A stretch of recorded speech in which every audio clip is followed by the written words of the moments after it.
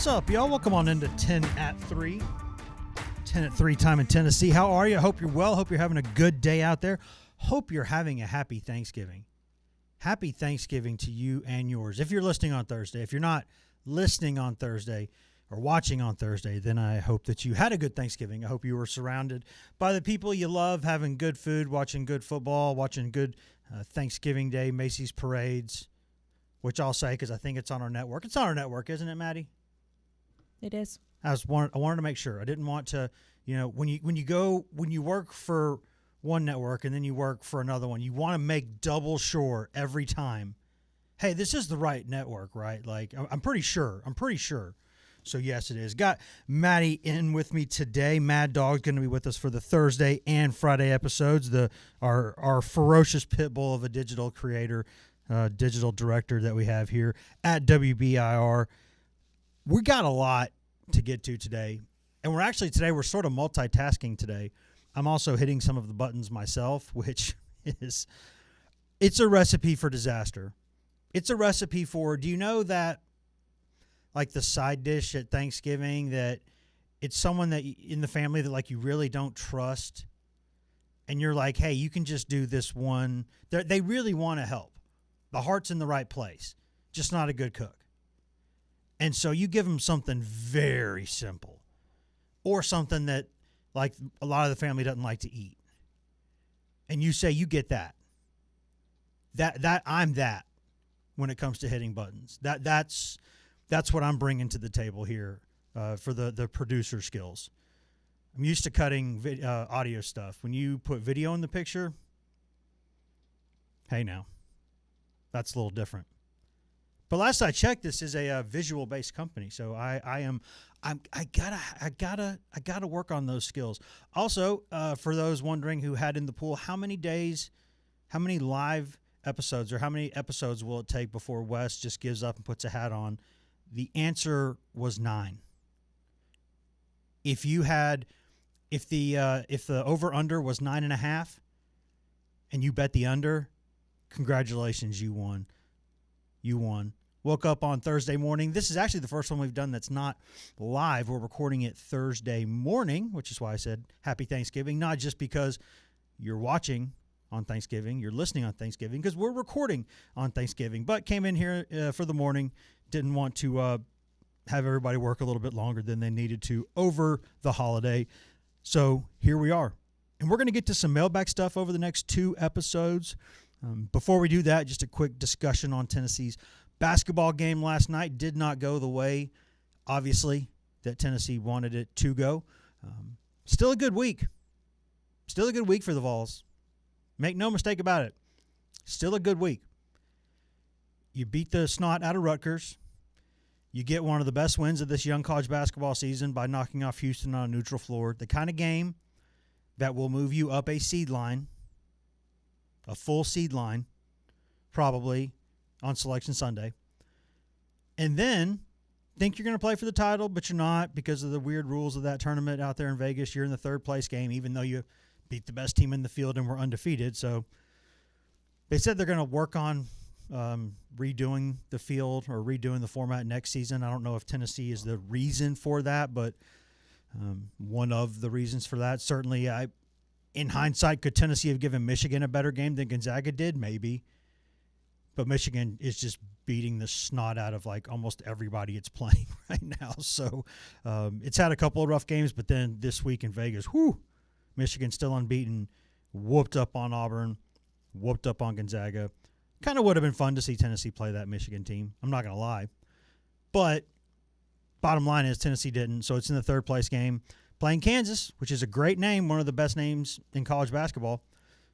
Did not have one of the best players in college basketball, though. Peterson was out with, I think, a hamstring injury, I believe it was. And then another one of their best players gets in foul trouble, fouls out. Tennessee's up by a dozen in the second half, and Tennessee loses, 81-76. Not a good game. Not a good game. Now, it's also not a reason to freak out. And unfortunately, as you're going to tell by some of these mailbag questions that I'm getting, bit raw. Tennessee fans a little bit raw over that one. I think we're going to have to get past the part where, and when I say we, I mean people in this community, people in this state. We got to get past this whole every time Tennessee ever loses a basketball game, we do like a dissection of the entire Rick Barnes era. It's fine to have expectations, and you should, but I'm not going to tell you how to feel. But I am going to remind you, Tennessee's been to 3 Elite Eights in its century plus of playing basketball. 2 of them have been in the past 2 seasons. There's a chance. I think Tennessee should be in the top 10 when the polls come out next week. I don't know if it will be. Might be just below that, but the Kansas result might knock that down. But the Houston result should put Tennessee in the top 10.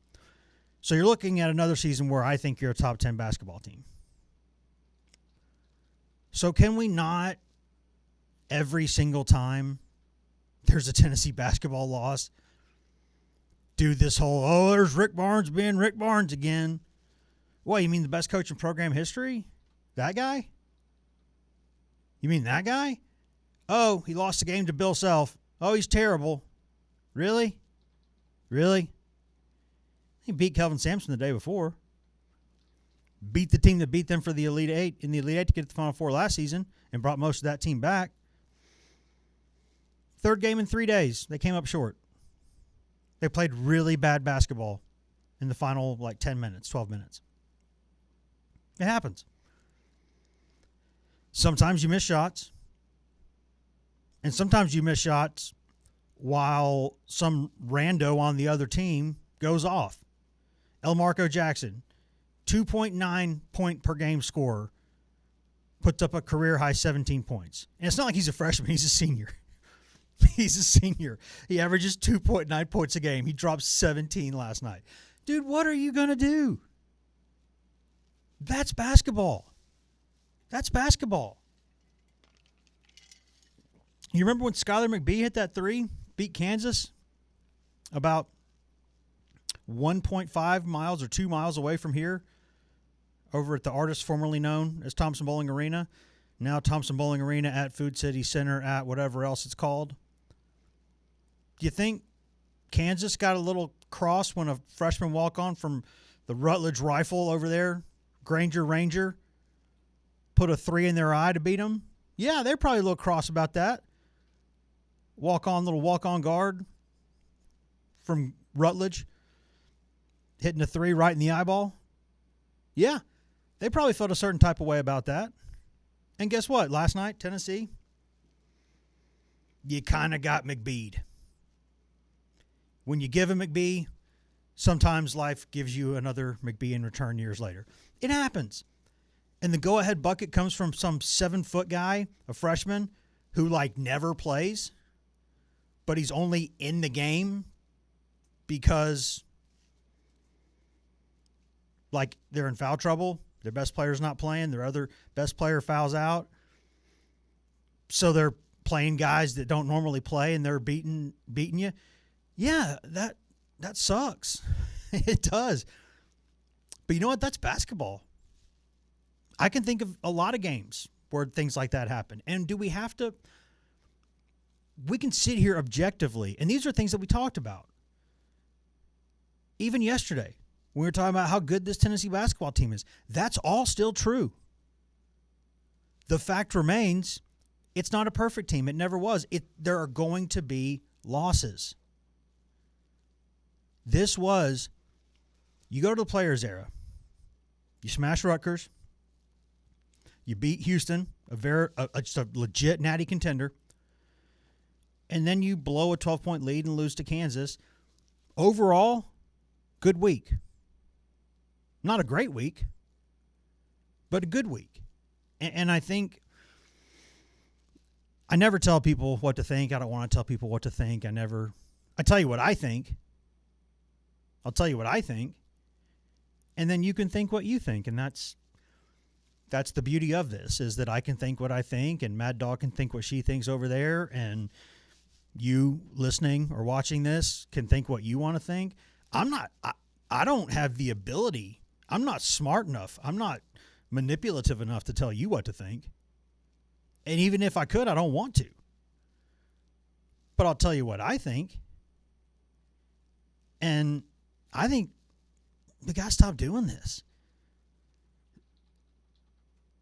Just every time Tennessee loses a game. I mean, heck, every time Tennessee has a 5-minute scoring drought. Or every time Tennessee turns the freaking ball over. We go into this. Oh, well, there goes Rick Barnes again. Can't do this, can't do that. What do you mean, the best coach they've ever had? The leader of the best era in program history? Back-to-back Elite Eights?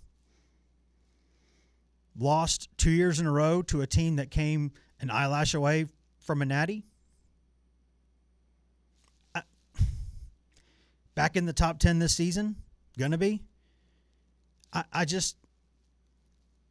It gets old, man. It gets old. Now, my question to you Yes. is, do you think this is... Are you talking about just them doing this specifically with Rick Barnes? Yes. Or in... Okay. Because I just feel like the allure... I guess, is allure even the right word? I don't know.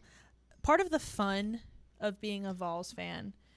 And I have a weird perspective because... To live in the misery?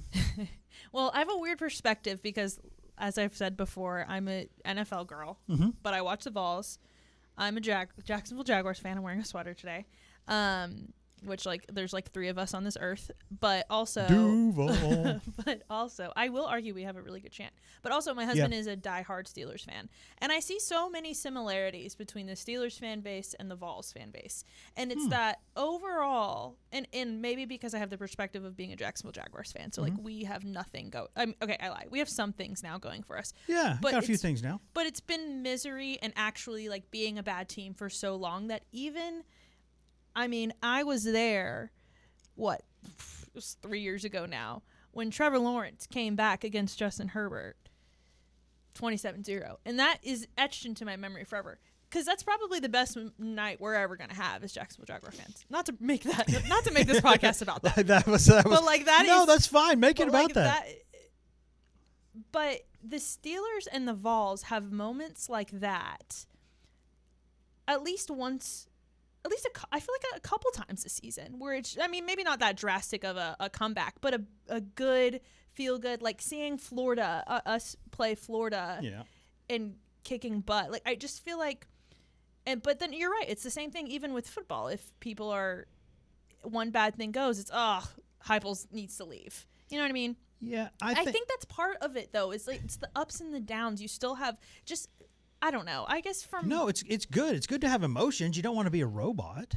Yeah, but like if only they knew what it was to truly support an absolutely a team with no history of doing anything ever, really. Has only been around since and we as in Jacksonville Jaguars have no anyway. Yes. So don't take it for granted. I like hearing this.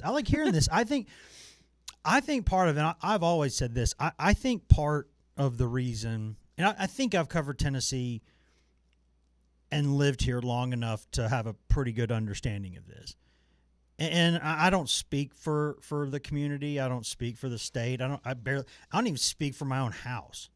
But I think that part of the issue that Tennessee fans have, so I move my mic back over here. I think part of the issue Tennessee fans have is historically speaking, Tennessee is one of the top 10 or so programs probably in college football history, and one of the tops in SEC history for certain, but it's not Alabama. Yeah. And that sticks in the craw. And on top of that, Tennessee's got a much better basketball tradition than people think it does. But it's not Kentucky basketball. And so you're kind of, I think, kind of constantly feeling like no matter what you do as a program, you're just, historically speaking, not going to be like the top dog. I think that goes into the, if a psychiatrist were to look at that, I think they would look at that and say, you know what? I can see a complex forming up because of that. And I understand that. Nobody wants to be, I mean, I'm a lifelong Cubs fan, and the Cardinals are it's like they've been soiling my cornflakes for basically my entire life. So I understand. And then there was that entire decade of dysfunction where Tennessee couldn't do anything right ever. And that still burns in the memory. And if you want to get specific to it with Rick Barnes, the man is a Hall of Fame basketball coach, like a legit Hall of Fame basketball coach. He will end up winning more games than just about anybody who has ever done this. He's also been to only one Final Four. And so every single time the man loses a basketball game, any time of year, he goes, oh, there's classic Barnes right there. There's classic Rick Barnes doing his Super Dave Osborne, doing his stunt, falling off a cliff. Big game. Oh, he's going to go. Oh, he's not. His team's not ready. His team's not can't handle the moment. They're too tight. It's the same stuff that, and it's fine. But I say this I don't say this to be rude. I say this as a fact. His one Final Four is one more than Tennessee's ever been to for the men. I mean, Tennessee's got to be the best program. BYU and Tennessee probably historically the two best college basketball programs that have never been to a Final Four. There are programs that are legitimately inferior to Tennessee in basically every way imaginable in terms of number of wins, conference championships, draft picks, resources, both the size and quality of the arena, the fan base, the brand recognition. So many programs that Tennessee is absolutely better than, but they've backed into one Final Four. They just got hot at the right time, and Tennessee's never done it. Tennessee just constantly kind of gets into the wrong bracket. Just even when it gets into the right bracket, it loses to a magical nun. Rest in peace, Sister Jean, sweet lady. That's who we lost to in the Final Four. To get to like that loss kept them from being one game away from the Final Four. Oh, okay. And that Loyola team went to the Final Four. And so, yeah, the magical nun. I was there on the floor. She's a sweet lady. I met her. Tennessee fans didn't like hearing it because, she passed recently. Yes, just very recently. Aww. And lifelong Cubs fan too. She was, but not. I didn't. Like, I understood why Tennessee fans were not all about that whole Sister Jean madness that year because they were one of the victims of Sister Jean. They were one of the dragons she slayed. But I got to meet her up there, and she was absolutely everything that you would hope that she would be. She was an absolutely sweet lady. I also don't care if you're like,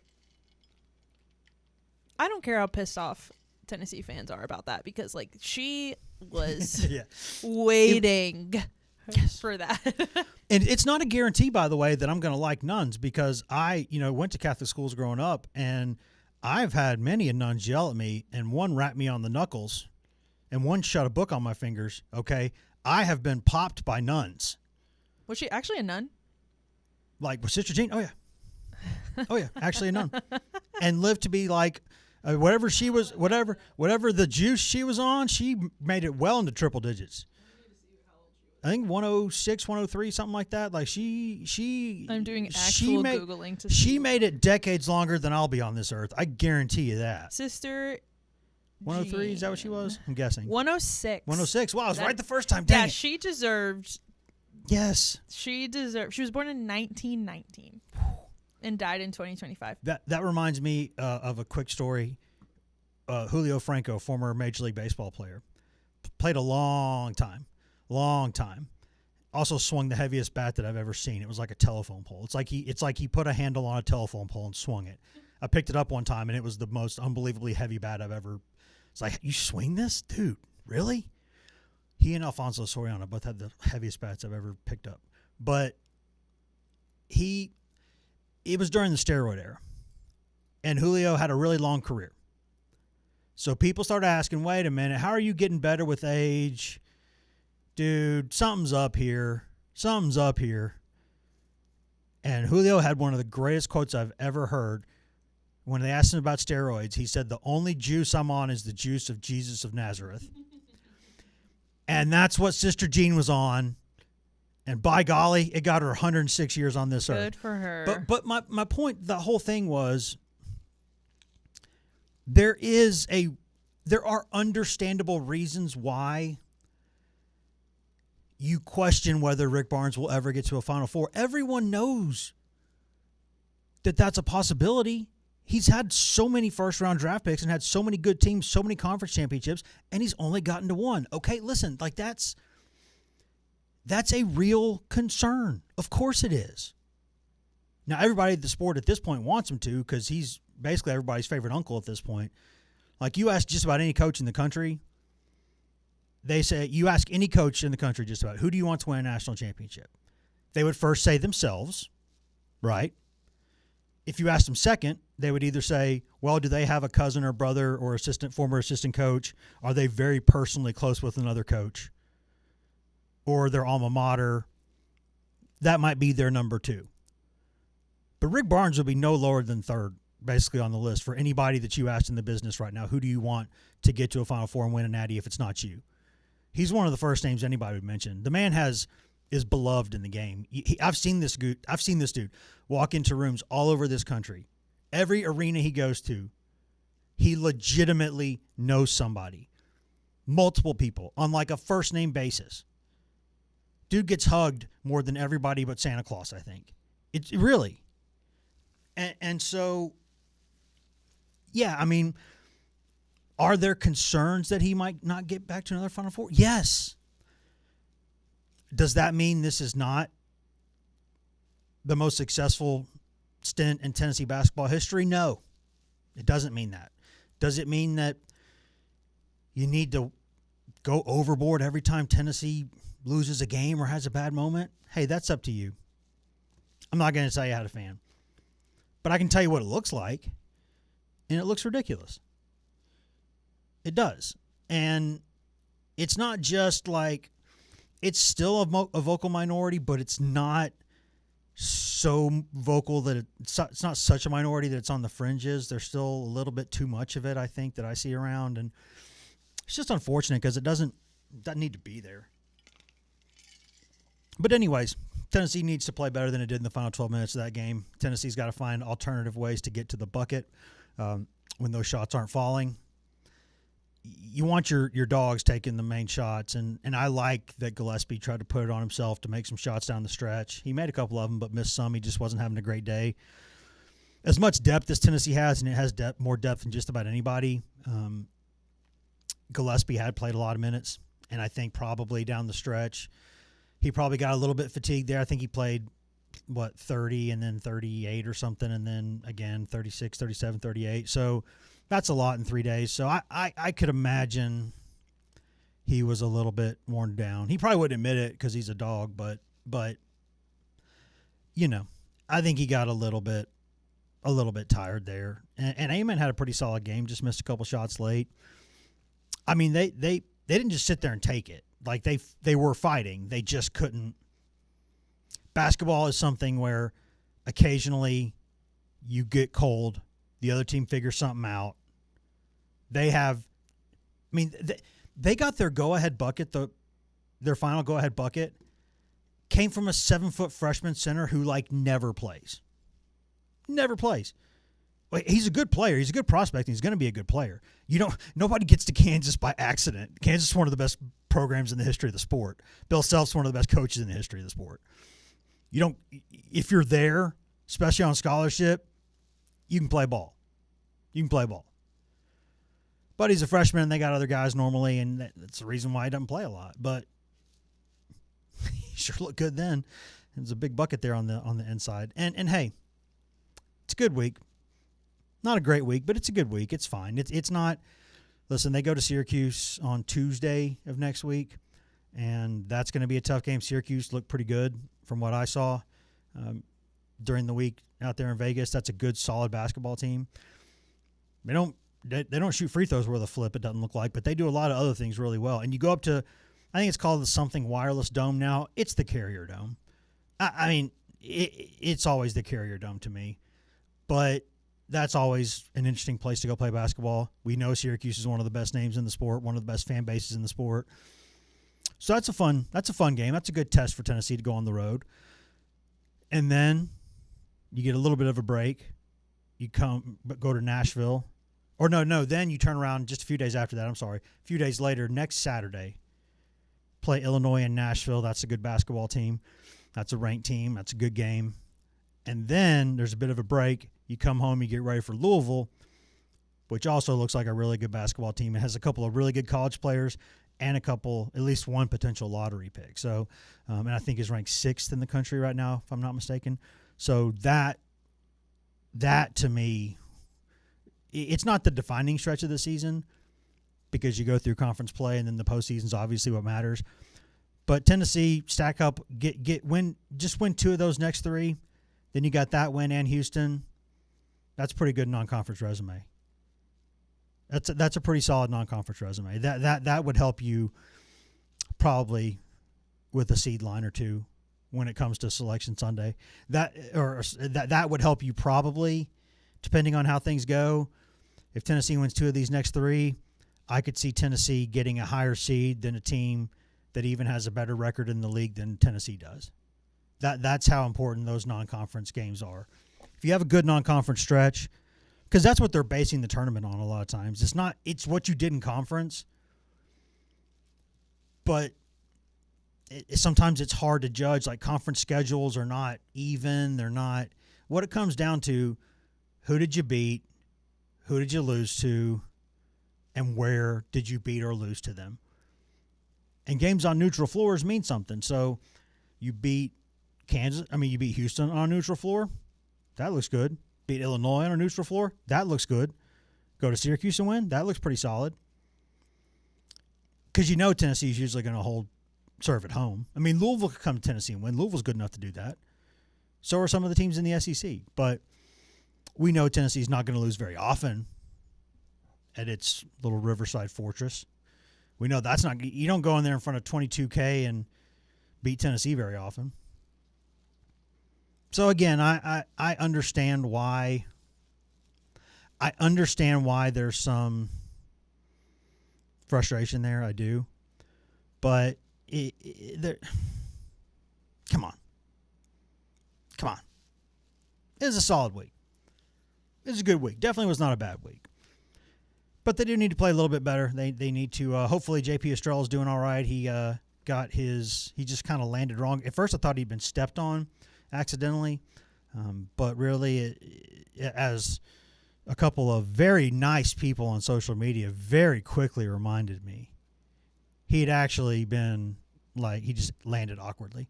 When I first saw it live, I thought he had gotten stepped on and then rolled his ankle. But he just kind of landed wrong. Either way, can that dude just get a break? At some point, he's just got to start getting good breaks, right? Good prospect, good kid, everybody loves him, great attitude, unselfish team guy, good player, really good player. He can't keep getting hurt. That ain't right.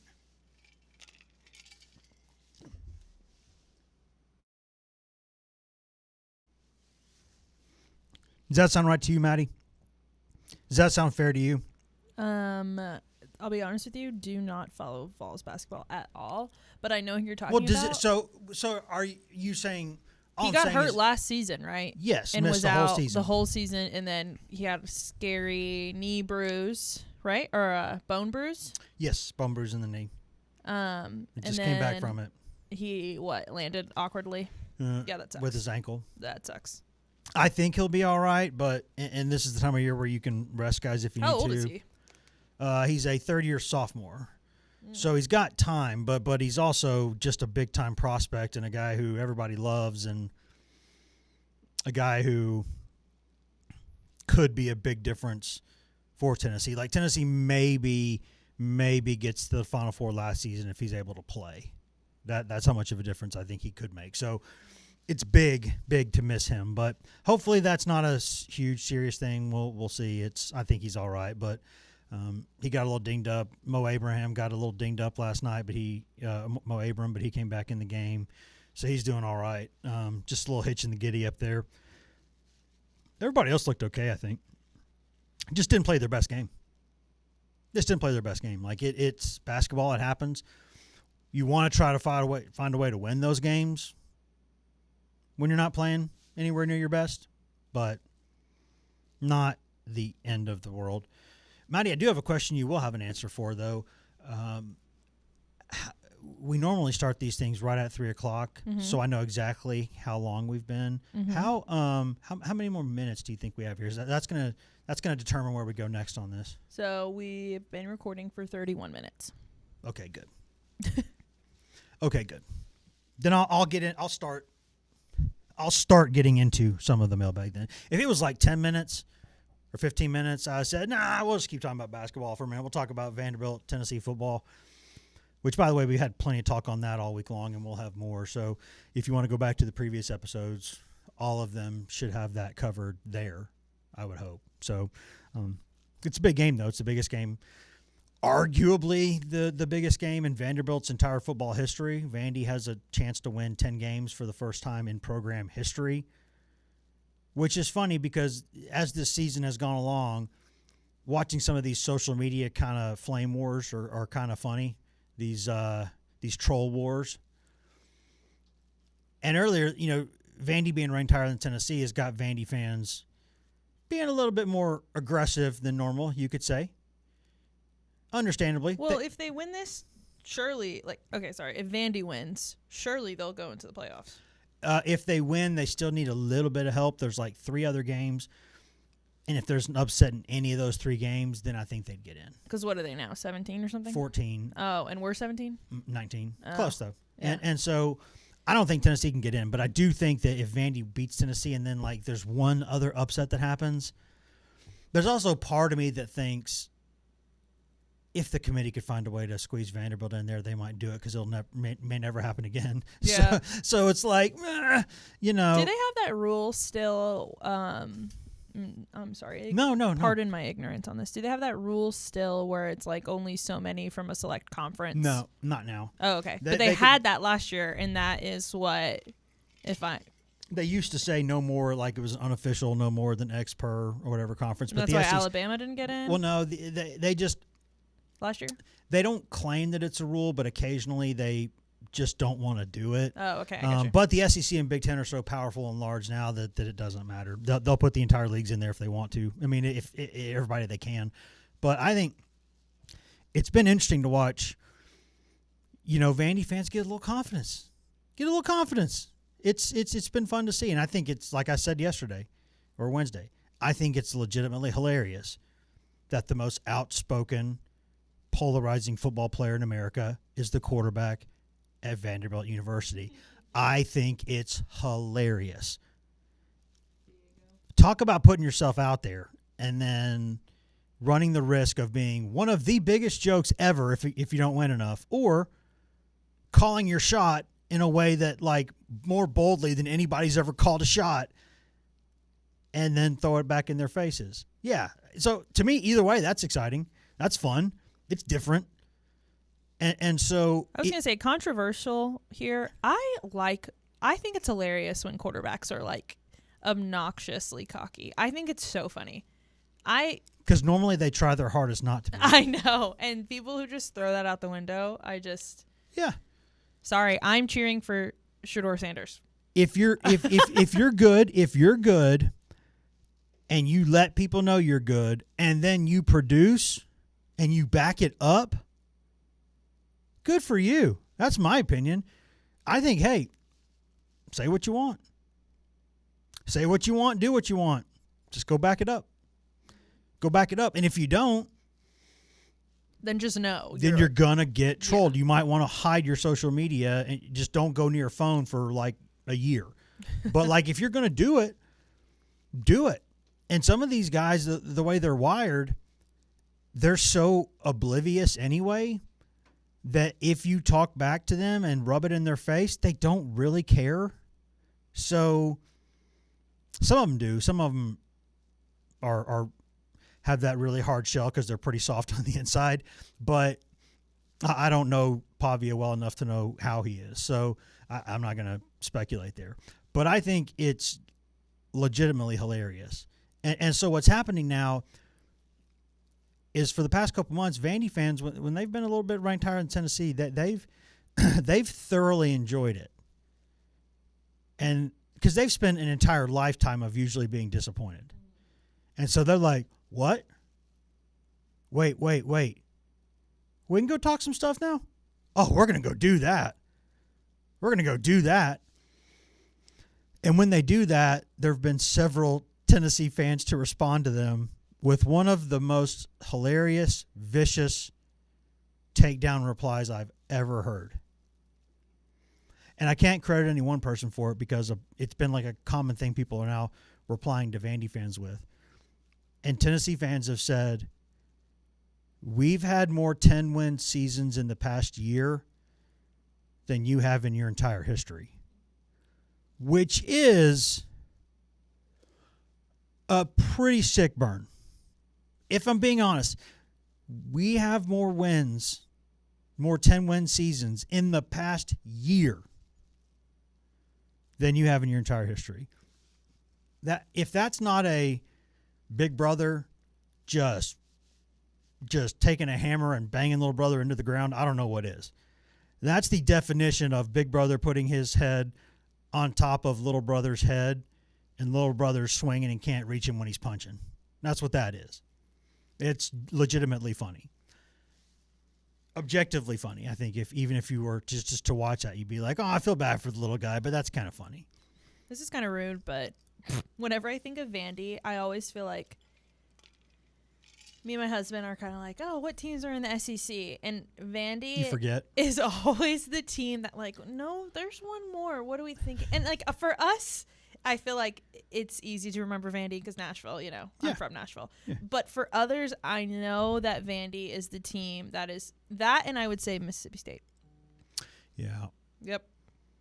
And sometimes South Carolina, depending on where you are, you can forget that. Oh wait, because I remember that growing up for years they were in the ACC. So yeah, I still forget that sometimes. But Vandy is definitely, I hate to say it, the forgotten about SEC team. Not this season, but what's interesting to me about this game is that, or this entire era, is that there is the possibility that Pavia, when he's done, Vandy just goes back to being Vandy. There is a possibility of that. That would be good. There's that possibility. There's also the possibility that Clark Lee, who's a really good football coach, Vandy's his alma mater. He loves Vandy. But if we're all being honest, we know there's a ceiling there. If he decides he wants to go somewhere else, then he leaves, Pavia leaves, then all of a sudden, oh, are you just going to go back to being Vandy? That would be the bet a lot of people would make. The flip side of that, if Vandy ever decides to take just a fraction of its absurd endowment and dump it into NIL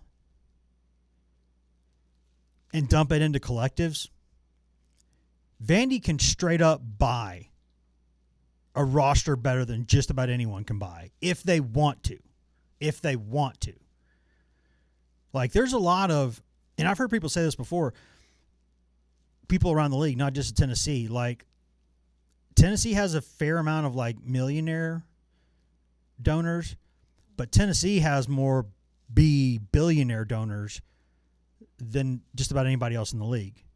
In terms of, there's a few people, billion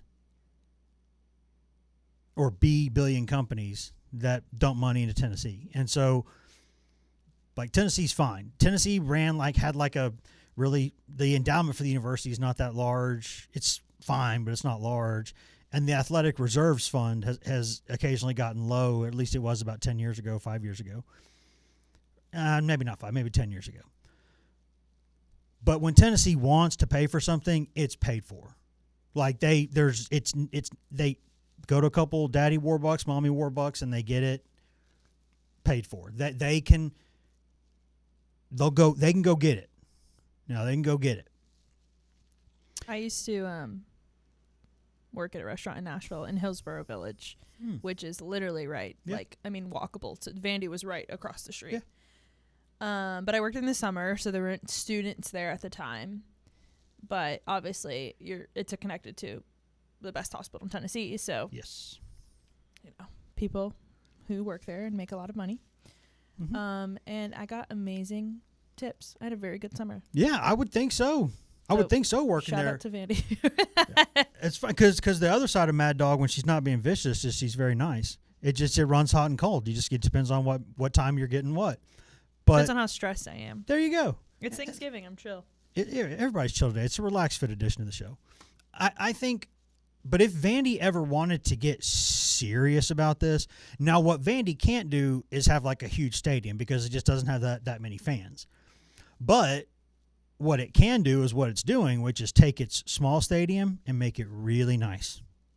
I was going to say, I feel like for the past 3 seasons, every time I watch a Vandy game, it's and a construction site. It's a construction site. The Vanderbilt Bob the Builders. That's what they are. And I honestly feel like it's not just football. I felt like for a while, even their baseball team is under well, because they're all right next to each other. I was going to say the college. All the three campus, of their facilities are on top of each other. It's so small. Yes. Because it's just in the middle of Nashville. Yep.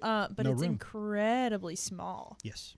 Like I always say that Tennessee's campus doesn't have any room. That's why they're having to try to find things across the river and build bridges and do all the other things, like try to eminent domain some land or whatever they possibly can do, because Tennessee or Knoxville is like a combined statistical area of like 1 million people. It's not a small place, and there's just no room at the downtown campus, so they have to build wherever they can. Now put that on steroids, and you've got Vandy's situation. So they can't build. There's just nowhere to go. Like their parking structures have to be like 12 stories tall almost, because there's nowhere else to put stuff there. So, but because of that situation, they've got,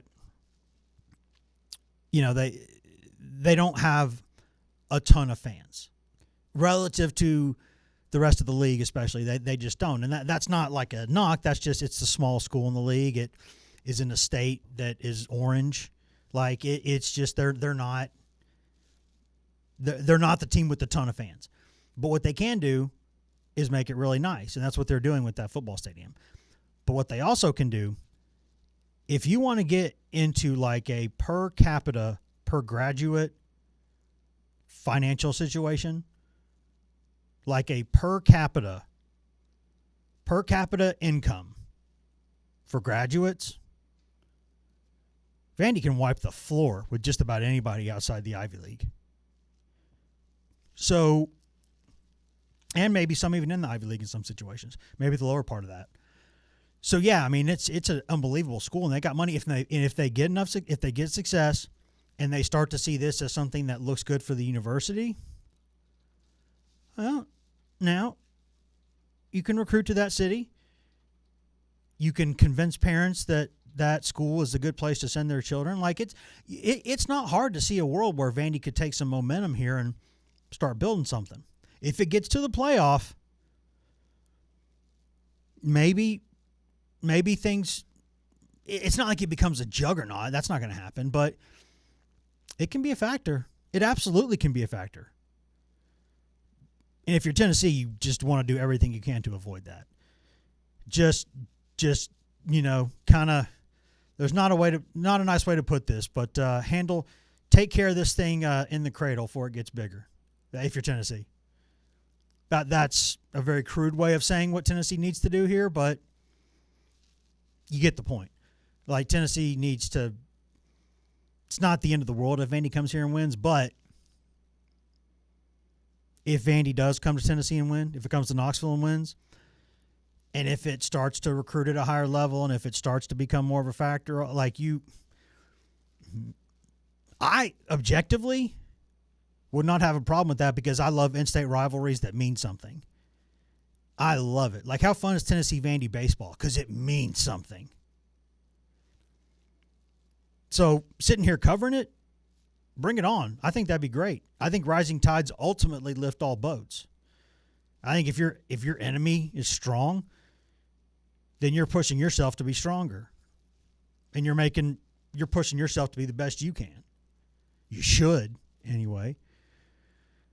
But if you're Tennessee, Vandy's one of the few places in the league where most years you feel like you're going to get a win, and in the rest of the league you just don't feel like that most of the time. So if that game becomes one that all of a sudden every year you're like, I don't know about that one, that makes it more complicated, sure. But this is the 12-team playoff era. You'll be all right. As long as you don't, do what Tennessee did 3 times this year and lose a game that you could be winning, and losing 2 games you absolutely had won. Don't do that.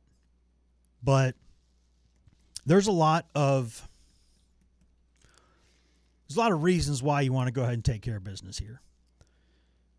It's your senior day. That matters too.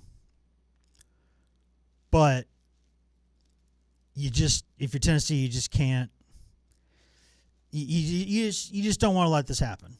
You want to go ahead and take care of business, and that's why there were a lot of the questions that we're going to answer for mostly, I guess, for the Friday show now.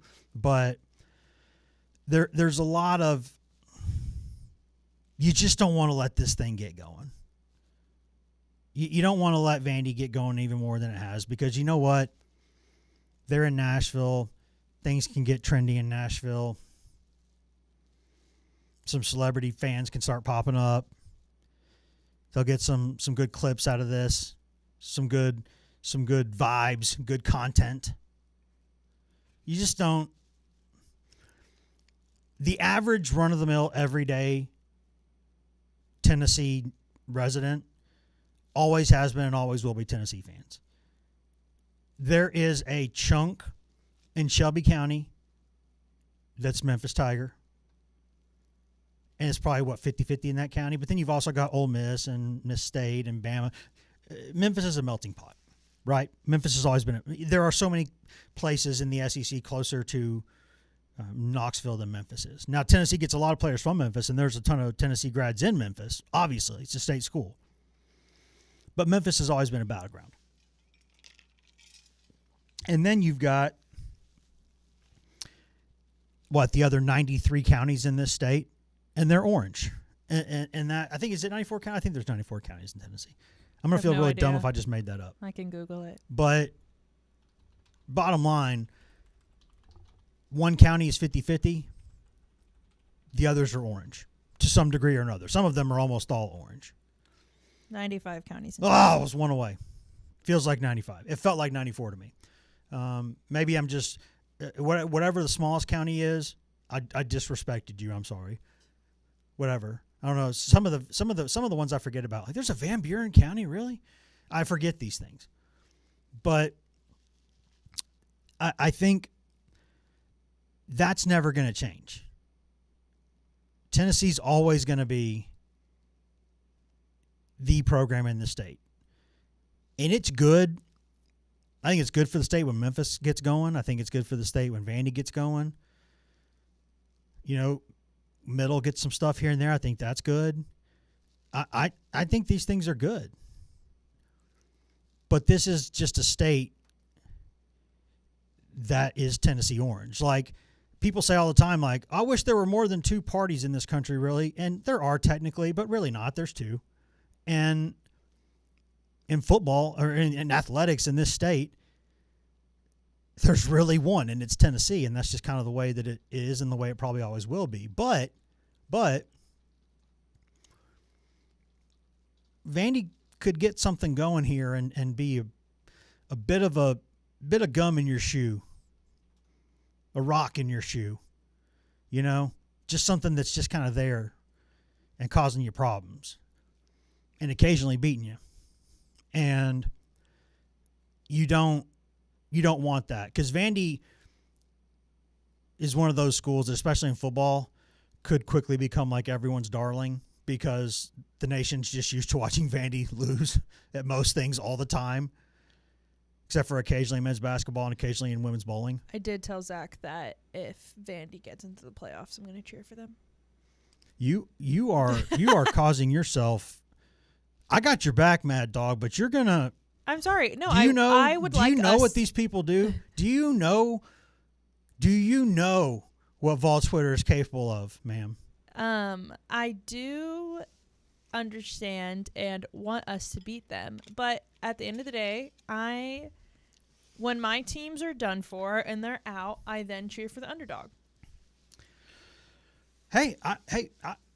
I'm with you no matter what. Once right? again, a Jacksonville Jaguar. The trauma behind it. Hey, you're being nice. Like last night, I actually watched a lot of that game last night with John Becker. KU Zone. I texted Lindsay and I was like, Zach turned on the game. My husband turned on the game, and I saw it was Kansas, and I like jumped back and I texted Lindsay, and I was like, "Oh my gosh, we're playing each other." And she's like, "Yeah, you didn't know that?" I was like, "No, I had no idea." And for people who don't know, there's a lot of rock chalk in this building, because, you know, Lindsay. I don't know why. It's a good journalism school, I think, is part of it. Well, and so Lindsay, me telling her story, I think no, she likes it. Lindsay's going to be in here too at times. Oh, she needs to be. Oh, she's 100% going to be. I fear the most knowledgeable, more knowledgeable about sports than you. Think so? Dare I say? Yes. Bring it on. That'll be fun. But she's a Kansas because she's a huge Chiefs fan. Mm-hmm. But randomly likes the Boston Celtics. But it's what she grew. There's no basketball team. There's no NBA team in Kansas. Yeah, and so I think her brother is kind of just like her. I think her brothers would watch Kansas and then watch the Celtics, and so that makes sense. Yep, that makes sense because Kansas people like basketball and they don't have an NBA team, so that you got to pick one, right? I mean, if you're watching ball, so and Kentucky fans are the same way because they love basketball, but they didn't have an NBA team, so they've picked a lot of different ones. Why does no one cheer for the Memphis Grizzlies? Well, they weren't around then. Oh, okay. They're a Johnny come lately on the scene. Mm. And that's the problem with the Titans too, is that a lot of people spend a lot of their life cheering for another team, and then they just kind of airdrop this team in from Houston, and people are like, "But I've been cheering for the Niners my whole life, or the Falcons, or the Chiefs, or whoever." And so it kind of takes time to build a fan base like that. It also getting to one Super Bowl and then being 500 every single season does not help either, but or lower in some cases, like now and the past few years. But I think, there's JB is a rock chalker, Lindsay rock chalker, dare I say, big boss in the building, also a rock chalker. Mr. David Hunt himself is a rock chalker. I think. Did you know he used to be a sports director? Mm-hmm. In Denver. Yep.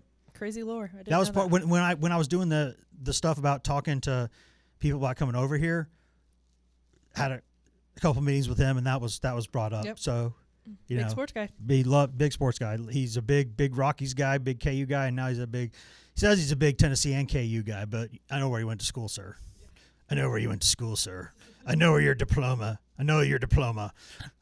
And we're high. We got a couple other KUers in the building. We've got a couple more that are coming on board, I think, in a few months. So, there's a good school there, really good journalism school and broadcasting school there. And so you get a lot of people from there. Just like, Georgia's got a good journalism school. So there's dogs here. UNC's got a good journalism school. So there's some heels here. Mizzou's one of the best in the country. Yep. And so there's places where most newsrooms / newspapers / web outlets / most media people have places from a few, and there's obviously a bunch of Tennessee grads here too. I mean, because Tennessee's got, especially in sports, because Tennessee's got a sports writing, sports broadcasting major. So, and you obviously get to cover good stuff along the way. So, you get to cover big sports. So it produces people too that are all over the country. So, but bottom line is, they've all decided to show class, at least publicly. Becker, who may or may not have been wearing some KU regalia yesterday. I'm not going to specify. May or may not have been wearing some KU rock chalk regalia yesterday. But did no gloating publicly. Chose not to. He was going to be Switzerland. He knows where he lives. He knows where his bread's buttered. Smart guy. Lindsay, on the other hand. Oh, I was going to say she wears it constantly. The message that I got from Lindsay was everybody in this office better be glad I'm off on Thanksgiving. She also has a Jayhawk, all over her desk. Jayhawk statue. It is a little creepy looking. I love it. But I was coming in here not knowing anything. Stranger Things vibes over there. Coming in here not knowing anything about basketball and only being a football girly. I was like, what's that? The first time I saw it. And they were not, they took it, they've decided, except for Lindsay, that they're going to show class. Lindsay has decided that she is not. But Lindsay, I think there will be people at Thanksgiving with her today. She'll be like, she's driving around town probably honking the horn and just yelling at people. I bet she's got like a big old, like one of those 6 foot tall rock chalk statues in her front yard lit up, like she could talk some mess when she wants to now. Our sports producer, she'll get on you. And there's a bunch of KUers in this building, but they've decided to show class, and I think that is smart. Because I tell you this, if I lived in St. Louis and the Cubs had beaten the Cardinals in a big game, I would get punched in the face. That's how I feel about the St. Louis Cardinals. Now, it's different because Kansas and Tennessee not historical rivals. Played some really great games over the years, but not rivals or anything. But I mean, if you can't enjoy wins, what are you doing? Now, enjoy them in your own way. You may just get internal satisfaction from it, right? Like it might just warm warm your heart. Might fill you with joy, and that's all you need. Good for you. You're a classy person. There are others who get some of their satisfaction from tormenting their friends who cheer for other teams when your team beats theirs. And I'm not saying that's what sports is all about, but it's a fun part of sports. And if you're going to give, you darn well better take it when it comes back your way. You gotta. It's not like this was a tournament game anyway. Well, it was a tournament, not a tournament that matters. I think last night there was $100,000 difference in the NIL funds for the winner and loser of that game. So, not like it didn't put a. Wait, that was really. But if they had won, if they had played for they should have qualified for the championship, but they were just a couple points away from doing that. If they had played the championship game and won it, they'd have had $1 million to split. What? For the NIL fund. Is that like for the collective? A common reward for winning? Just for this. That's why people play in this tournament, because it's a players era tournament, and because the top teams get big NIL donations to their collectives. I did not know that was a thing. So yeah, like it's a way to circumvent pay for play kind of. And they asked Houston coach Kelvin Sampson. They're like, used to be people are going to things like the Maui Invitational, Battle for Atlantis, yada yada yada. Why are more teams coming here? And he went, because they're giving us $1 million. Yeah. And he looked at him like, what? He's like, you could have us play on the surface of Mars. Have us play in an empty lot covered in rocks. Yeah, that's interesting. For $1 million? Yeah, we'll show up and bounce that ball around for you. Yeah. What was the one they went to one in Bahamas? What? That's the Battle for Atlantis is the Bahamas, and the Maui Invitational is the other big one. And those don't have like an NIL reward? Not anything like this. This is the big one. Interesting. This is why it was in Vegas. Mm-hmm. This is why if you look at like, not everybody gets invited, but like, there was not a minnow there. Like there was not a, hey, let's have Chaminade be in this, or hey, let's have a smaller, a directional. I didn't know place you had to get invited. Interesting. Yeah, it was big pocketed bros only, basically. Deep pockets only, bro. It was like you show up at the Hamptons, and like if a team like that, top 10%. Yeah, like if a I don't want to pick on somebody. Okay, I used to cover Chattanooga, so I'll say Chattanooga. Let's say Chattanooga shows up to this thing. Hey, you're looking at a previous mock. I covered UTC for 3 years. I lived in Chattanooga. Mock, yeah, dude. Mock, yeah, get your mock on. But so I think I can say this because I was there a little bit for a while.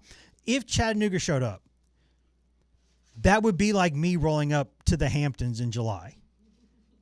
Like I would be sitting there eating my $400 omelet, drinking my $700 beverage on my whatever, sit next to all these yachts, and people be like, dude, like legally you're allowed to sit there, but we know you're not one of us. Yeah. Or like when you get bumped up to first class, and the rest of the people in first class, just because you fly a lot for travel for work, or they messed up a previous flight, so you get to go first class the next one. People around you look at you like, dude. They can tell it was given to you. They're like, I see you in your Adidas joggers, your high top Pumas, your borderline inappropriate T-shirt, your backward hat. You're not one of us. I know you're not one of us. And if you are, you're not really one of us because your parents are just rich. You're worthless. We can tell. You're of a lower class. If somebody like that showed up to the players there, that's how they would be looked upon. And whereas in some of these other tournaments, they invite a couple of mid-majors that are good programs to spice it up. But, yeah, I mean, it's a lot of money. But this is the era we live in now. It makes people uncomfortable, and I will say, you know what? Maybe. But you know what else made me uncomfortable? The literal millions and millions and millions and millions of dollars that a lot of people made for a lot of years that these athletes didn't get. And again, that's, hey, you can say, we can argue all day what's this supposed to be about, but the players weren't the ones who first started making millions of dollars a year. Coaches were paid that. They weren't the ones who signed these billion with a B media deals. That was the universities and conferences. They weren't the ones who started making, hot dogs $10 and beers $20. They weren't the ones who did that. They didn't do that. That was done, and then they were looking at that going, wait, we're not getting any of this? So again, if this has gotten to a place where people aren't comfortable, we're just as responsible as they are. They're all they want, which is all anyone should want, is a fair piece of the pie. Labor wants a fair piece of the pie. Welcome to life in this country. That's what people want. People across the country strike for reasons like this. People have unions for reasons like this. Like, you can't just have all of the money and we don't get any of it. So that's why. So if you're not comfortable with it, well, I mean, I'm sorry, but things went the way they went. And when they do that, the courts in this country have to step in and say, by the way, you have to pay them. This is not right. Because they're the ones out there producing it. So, yeah. I mean, that's... So this stuff might not make you happy, but, I mean, I guess you can go cheer for high school sports if you want to, like, because then professional sports are what they are. So I don't know, just kind of is what it is now, and I think we'll keep having that conversation, but it would be nice if it was reined in some situations. But that's the NCAA's fault in the first place, because if they had come up with a reasonable solution on the front end, they wouldn't have been taken to court, where any court anywhere was going to say, you can't do this. This is not okay. Like, look how much money you're making. Yeah. There's nowhere, anywhere, because either way you look at it, you go to any court in the country.